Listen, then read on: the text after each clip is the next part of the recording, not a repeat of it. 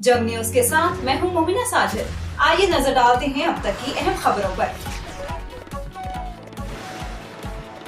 3 माह का रुतबा दुनिया में सबसे आला है, जिसका कोई नेमुल बदल नहीं।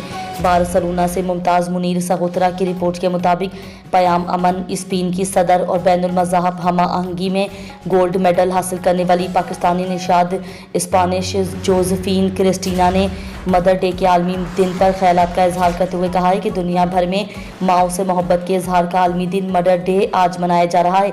माओ से मोहब्बत का इजहार का आलमी दिन मनाने का मकसद इस अजीम और मुकद्दस रिश्ते की अहमियत का एहसास उजागर करना है। खूबसूरत हस्ती लाजवाल रिश्ता दिन हो या रात और रात के लिए करती है।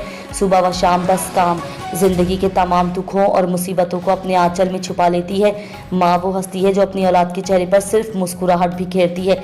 माओ को खराज तहसीन पेश करने के लिए गूगल ने भी आज अपना डूडल तब्दील कर दिया, क्योंकि माँ एक ऐसा लफ्ज़ है जिसे सुनते ही जहन में शफकत, खुलूस, सब्र और कुर्बानी से भरी एक हस्ती का ख्याल उभरता है। माँ की एक दुआ ज़िंदगी बना देगी, खुद रोएगी मगर तुम्हें हंसा देगी।